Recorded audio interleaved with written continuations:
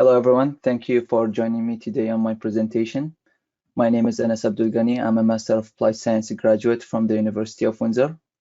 I'll be presenting part of my thesis research on differential variable speed limits to improve performance and safety of car-truck mixed traffic. Okay.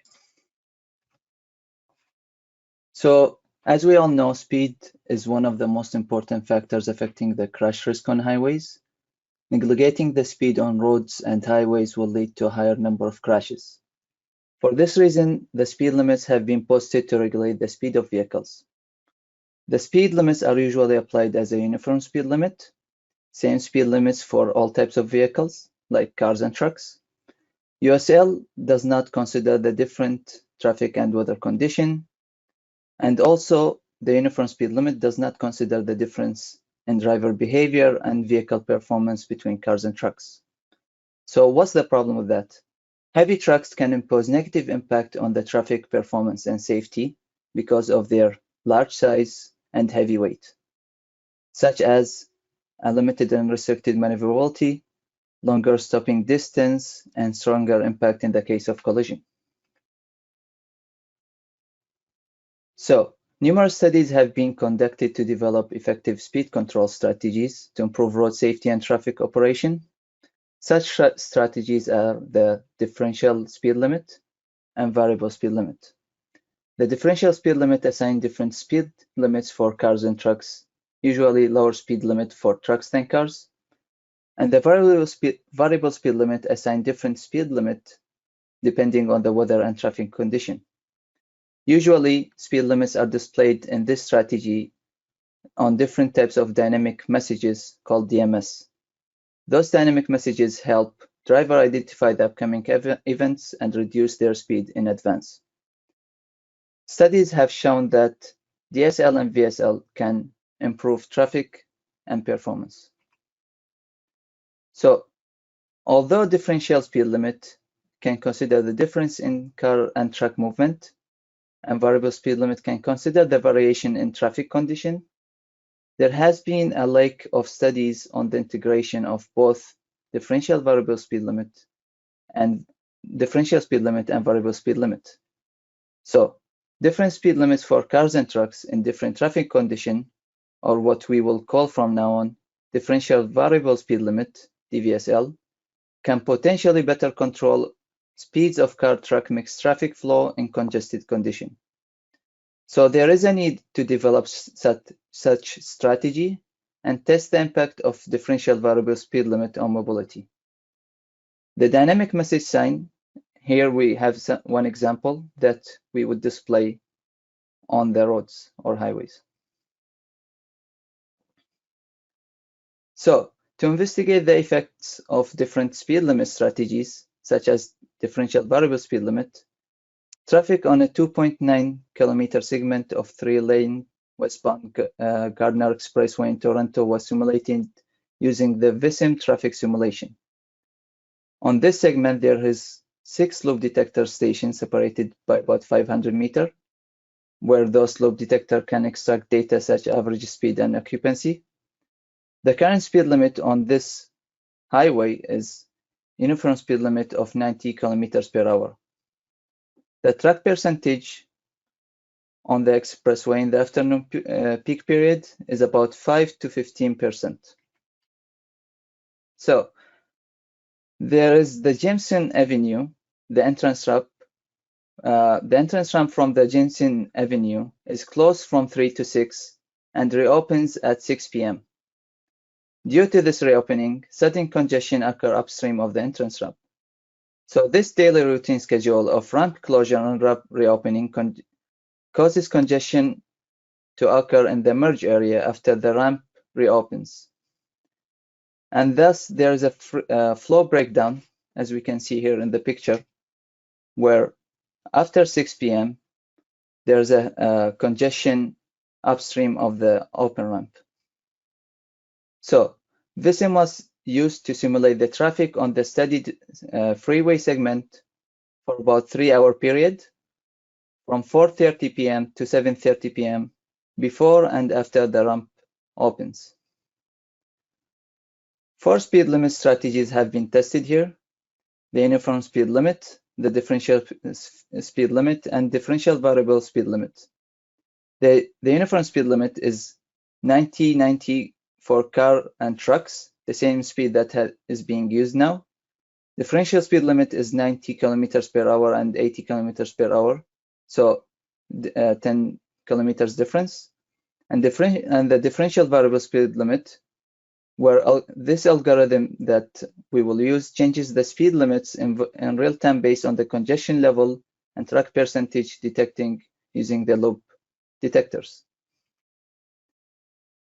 So the proposed differential variable speed limit strategy in this study determines car and truck speed limits based on the following factors: track percentage, the level of congestion, whether it is uncongested condition, mild congestion, and severe congestion, and the speed upstream of the congested area, which we will use right now, the station 100, as we see from this graph.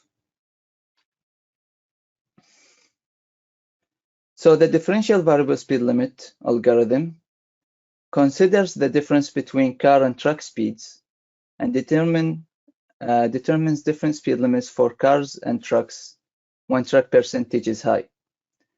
The level of congestion was observed as station 100, which is closest to the on-ramp on Jameson Avenue, where the congestion is first detected when the on-ramp opens. So here, as we can see on the first level of DVSL algorithm, the speed at station 100 is compared with the threshold speed or the critical speed of 60 kilometers per hour to classify the traffic condition to either mild and uncongested or severe congestion. When the speed at station 100 is higher than 60 kilometers per hour at level 2, track percentage at station 100 was compared with the threshold, which is here 10%, to classify the track percentage into either low track percentage or high track percentage. On the third level, we have the in this DVSL algorithm, the occupancy at station 100 was compared with the critical occupancy to classify traffic condition into either, as we can see here, uncongested condition and mild congestion. So in the uncongested condition, in both high track percentage or low track percentage, depending on the track percentage, we can say here that in the uncongested condition, we use uniform speed limit, and or in the higher track percentage, we use differential speed limit. So different speed for cars and trucks because of the higher track percentage. In the mild congestion, where the speed limit at the road section upstream of the station 100 was set to the average speed in the section, when the occupancy is higher, when the occupancy is higher than critical occupancy, we have the mild congestion. Sorry.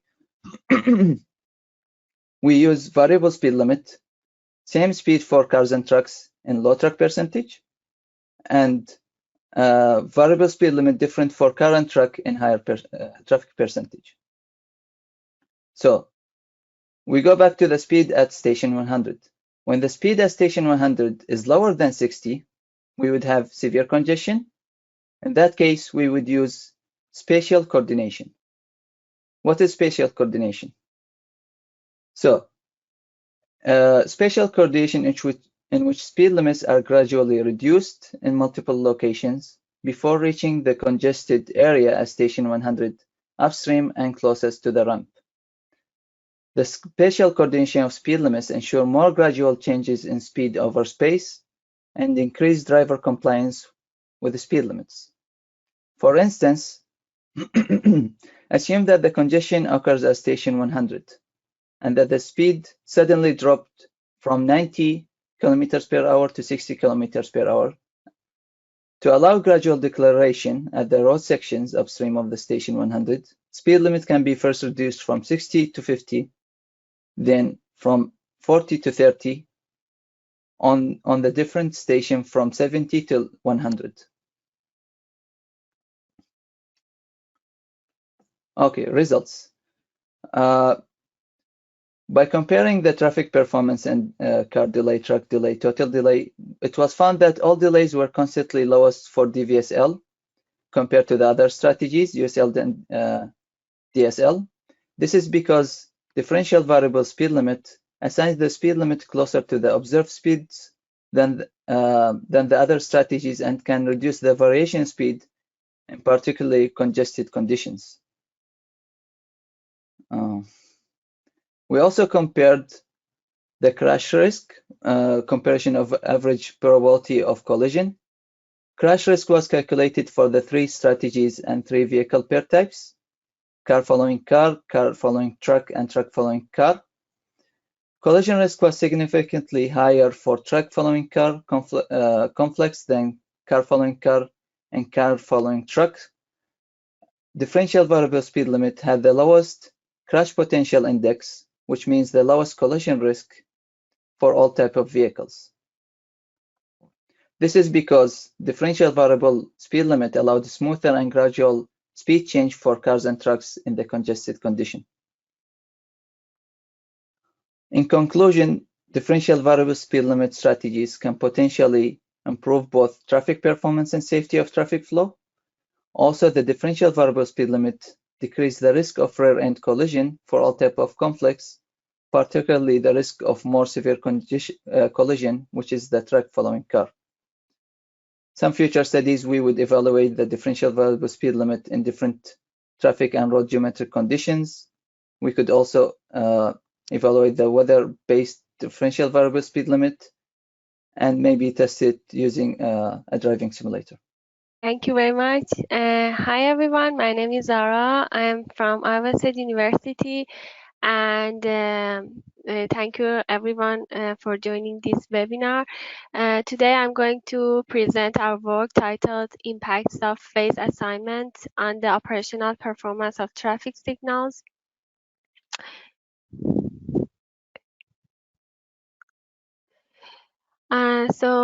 In this study, we compare more flexible timing as exemplified by the 8-phase control scheme against simplified 4-phase control schemes that either couple together opposing left and through movements, or each approach, also known as split phasing. The 3 separate experiments are conducted to ascertain the difference between these 3 types of phase assignments on the signal operation.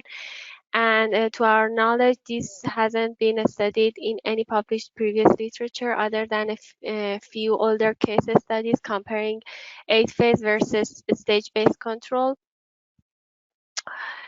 So before going to explain the experiments, I would like to briefly explain a phase-based control. Actually, a phase-based control scheme is shown in this figure, and as the name dual ring would suggest, 2 rings are employed, and each ring may serve one phase at a time, and the ring may choose to serve any phase is a member of the ring subject to some rules. The most important rule is that both rings must serve a phase within the same concurrency group at the same time, which means that they must also cross the barrier at the same time. For example, it is acceptable for phase 2 to be served at the same time as either phase 5 or 6, but never 7 or 8. The flexibility of phase-based control arises from the fact that other than barrier crossing transitions, the 2 rings are able to switch phases independently. That is, phases 1 and 5 don't need to end at the same time. One could end earlier or be omitted if there is no traffic. Actually, the flexibility of phase-based control can be seen in this intersection, which occurs in a right-hand traffic country. Its major street is oriented in the east-west direction with separate lanes and signal heads for left turns which operate in a protected permitted configuration. And the minor street is oriented in the north-south direction and doesn't feature separate left turn lanes or signal heads. In this example, the actual intersection doesn't have a need for left turns from the minor street, so phases 3 and 7 can be left out, and the timing of each phase is separately handled by the two rings. And the decision to end phase 1 early would be based on the observation that volume 1 has no more demand. Thus, ring 1 terminates phase 1 without consulting ring 2, which continues to serve phase 5, likely based on an observation that volume 5 continues to have demand. Later, when crossing a barrier, both rings must transition at the same time. For example, here from 2 and 6 to 4 and 8. And in the second cycle, there is no need to serve phase 5 at all, so it is skipped. And the second ring goes directly from phase 8 to 6 independently of ring 1. So in this slide and the next slide, I'm going to explain the three-phase sequencing that we use to see how they impact the operational performance of the traffic signals. The first one is the 8-phase control. Actually, the 8-phase control, or 8P control, is common in the US, and as we see here, two rings run concurrently. Another thing about 8-phase control is that transition across barrier must be coordinated across all rings, while transition within barriers may occur freely and is dynamic under actuated control. The second and third phase sequencing that we used are 4-phase concurrent pattern and 4-phase approach based. Actually, 4-phase control is rarely used in the field in the US, but the assumption of this type of operation is frequently made in papers on advanced signal control methods, possibly to avoid difficulties of modeling 8-phase control. Actually, in a 4-phase concurrent pattern, which is shown here, the opposing left turns and through right turn movement share phases, and we name it 4P. And in 4-phase approach-based pattern, which is shown here, each approach or leg of the intersection operates concurrently, with the left and through right movements operating simultaneously, and we name it 4PA. So so we call 4-phase concurrent pattern 4P and 4-phase approach-based pattern as 4PA. The first experiment that we conducted is this experiment, which is a single fully actuated intersection. For this experiment, we created a simulation model of a single intersection in vSTEAM with two volume scenarios, as it is shown here. And the signal timing information for 8-phase and 4-phase controls are also shown here. Actually, the purpose of this test is to assess two different impact comparison. The first one is the impact of phase sequence, and the second one is the impact of lane by lane versus a series detection, which is well known to have a strong impact on actuated operation. Here is we can see lane by lane detection and approach based detection. Actually, in lane by lane detection, each lane gaps out independently and it detects gaps within lanes, and approach based detection can only detect gaps when all lanes are empty. So the results of these, of the first experiments that we conducted show that lane by lane performs better than series control with substantial reduction in total delay. Also, the results show that the use of 4P and 4PA results in greater impact of lane by lane versus when the same comparison is done with 8P. Actually, this illustrates that use of simplified phase sequences can magnify the effect of a change like use of lane by lane. For the second and the third experiment, we analyzed the impacts of phase sequence on corridor operations. So to analyze the impacts of phase sequence on corridor operations, for the first experiment, we looked at impacts of phase sequence for a series of corridors with random intersection spacing. And for each randomly generated network, we optimized the cycle length, splits, and order of phases for each type of sequence.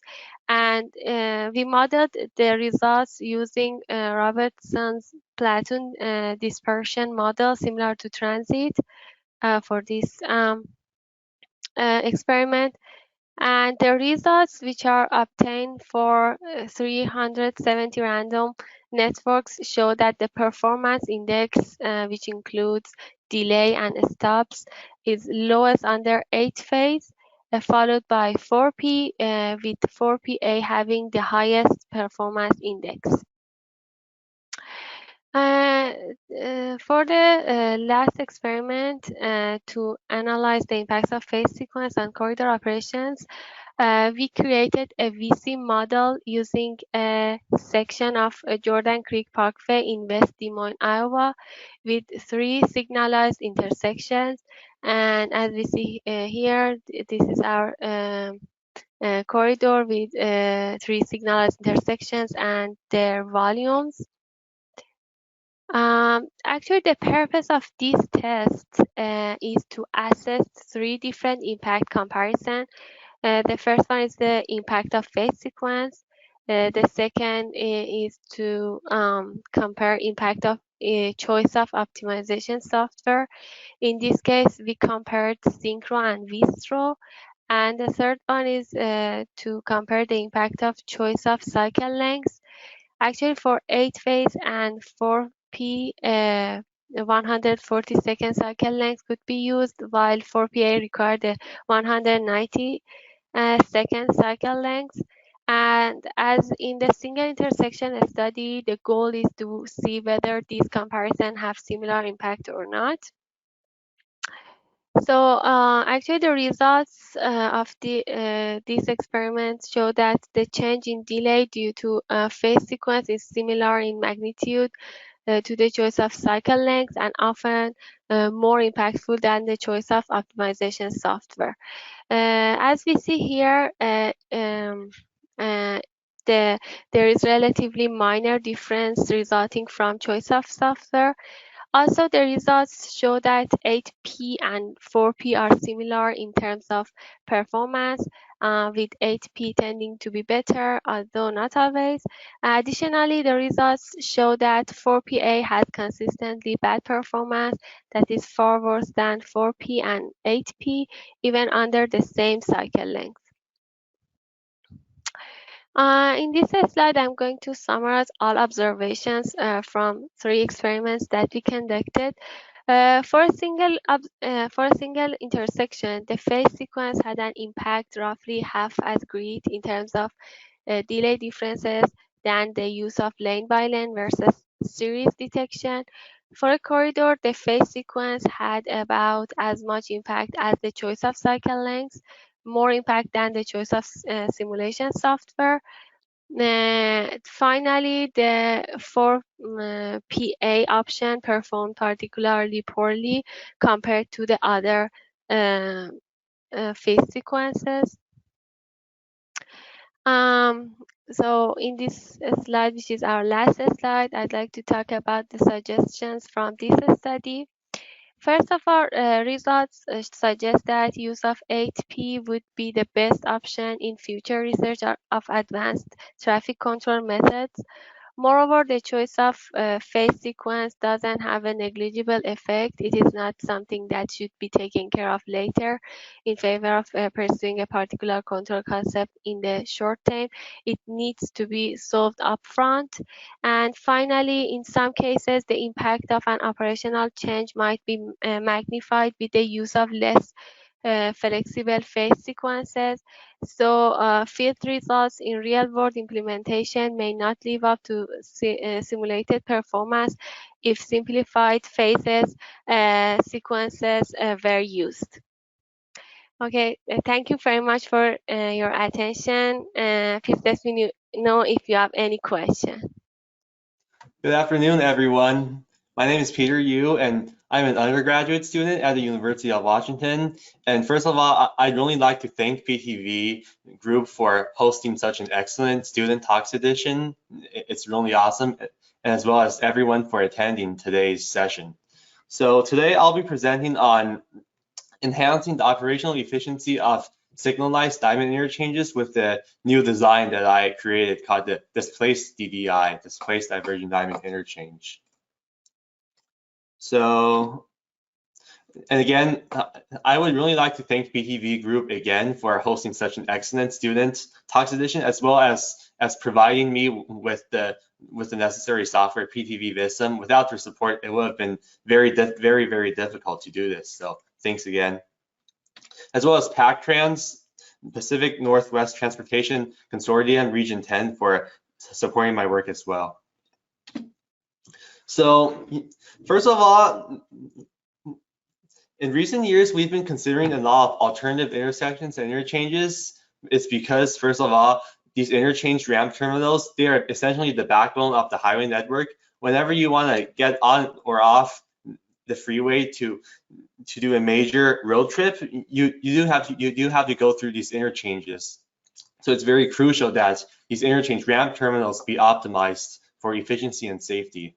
Also, we have increasing traffic volumes, and with COVID, we're going to expect a lot more single vehicle trips. So continuously increasing traffic volumes.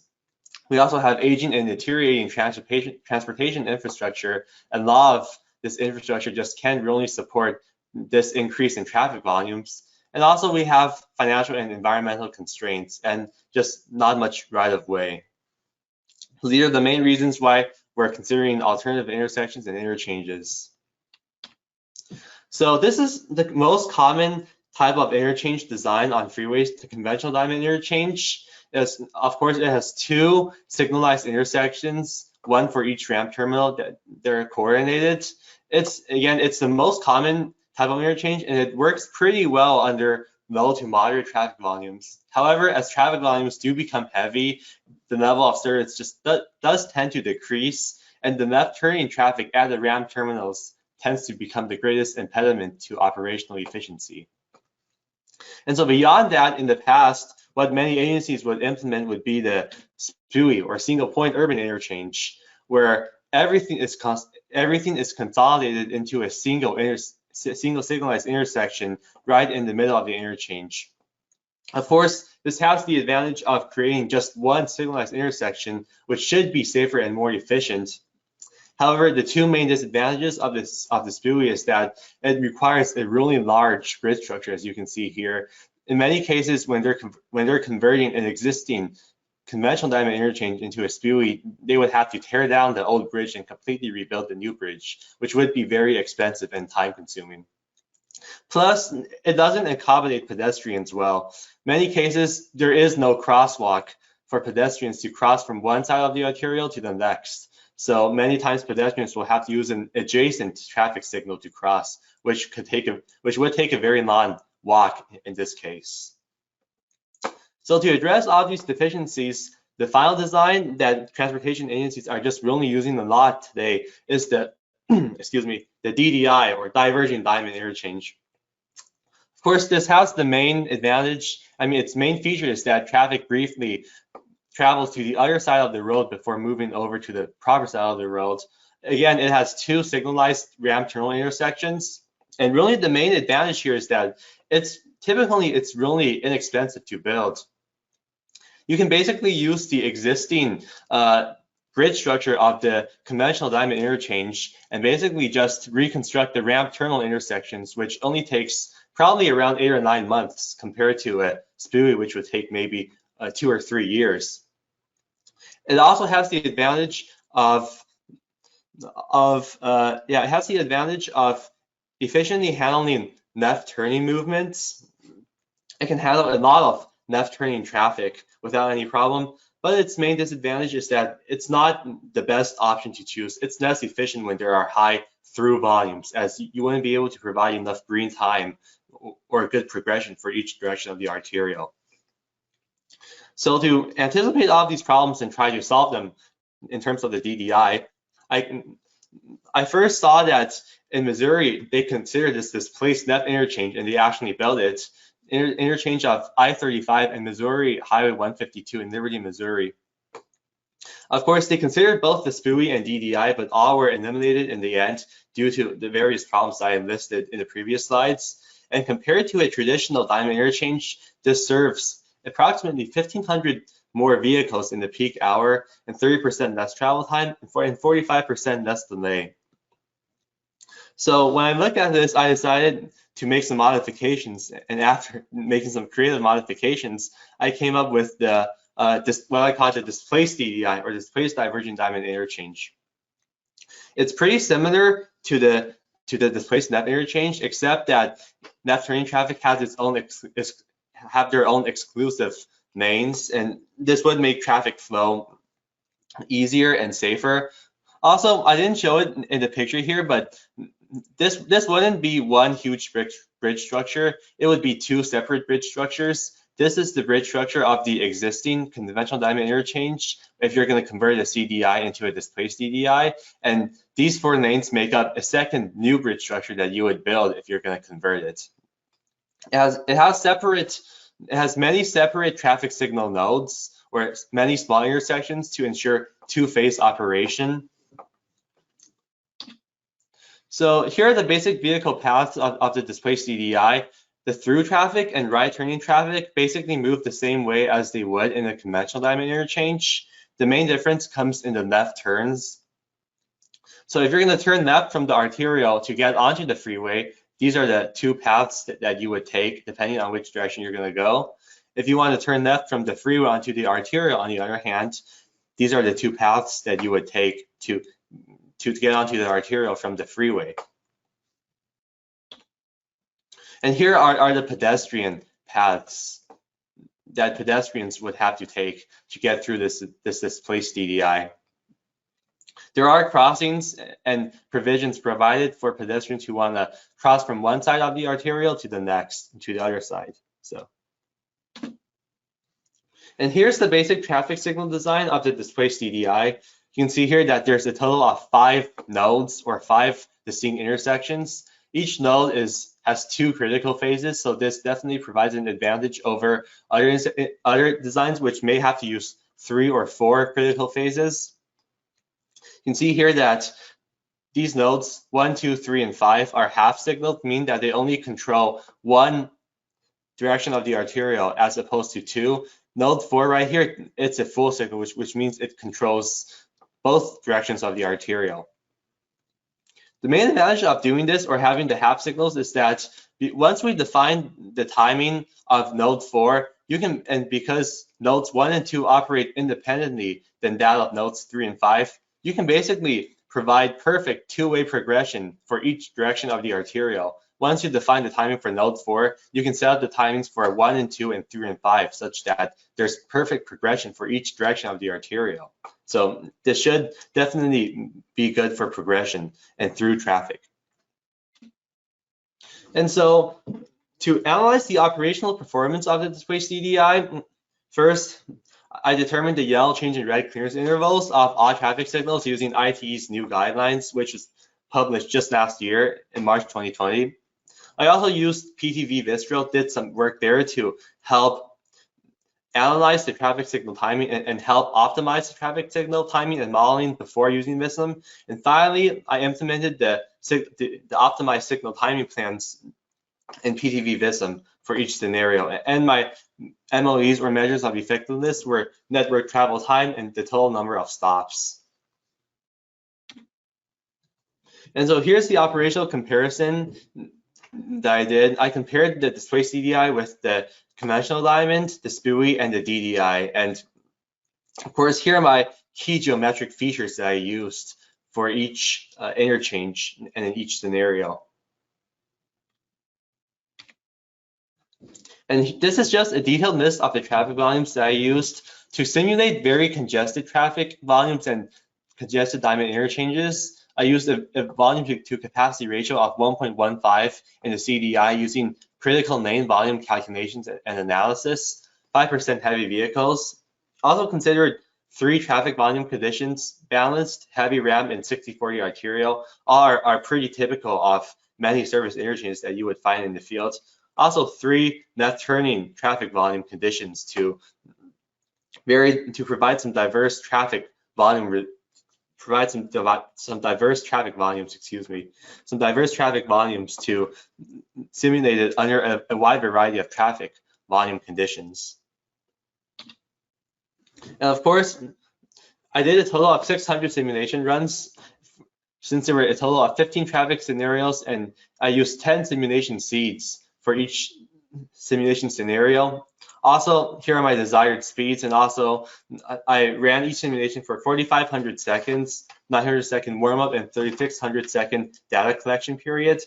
And also, of course, right turns of red were permitted, except in the DDI, since it's recommended by the DDI informational guide not to do so. And so here's just a quick simulation video of how the displaced DDI would operate under the balanced and moderate turning traffic volume scenario. You can see here that each direction of the arterial does have basically almost perfect progression. You can see here that each car basically gets a green light as soon as they get to the next signal. They get a rear end collision, but no real damage is done here. So this is basically how the displaced DDI would typically operate. It's basically one huge traffic signal controller, and this is fixed time control to optimize the progression and bandwidths and signal timing.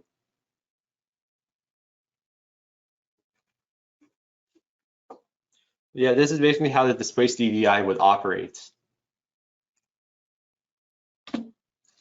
And so here are my operational results for travel time after I compiled all the results. I used the mean total network travel time for each scenario in vehicle hours. So the results showed that the displaced DDI provided the least amount of travel time overall out of all 4 interchange designs. And in most cases, it was statistically significant. Only a few cases, as you can see here, that are listed in bold, were not statistically significant. So definitely a lot of travel time to be saved with the displaced DDI.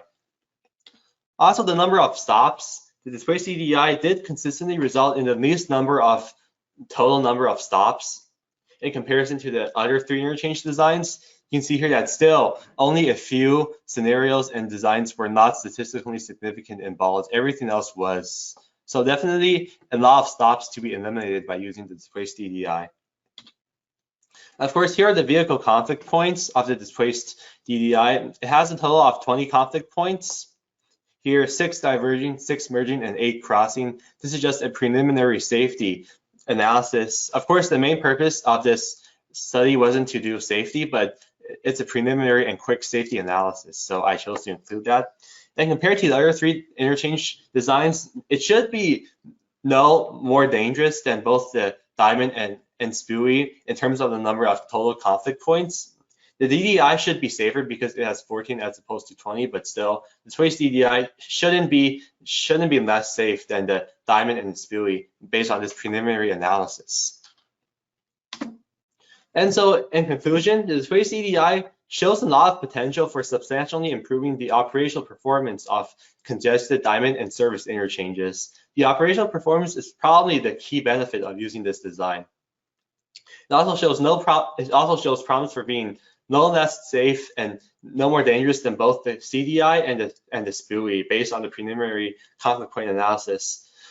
Now, the primary, I would say the limitation, of course, would be the construction costs of the bridge structures. As you can see from my previous slide, you would have to build around 4 new lanes of bridge structure, which might be expensive. But however, since it has asymmetric geometry, you could decide which side of the existing bridge structure to build the new bridge structure on, which should make the construction and geometric design more flexible.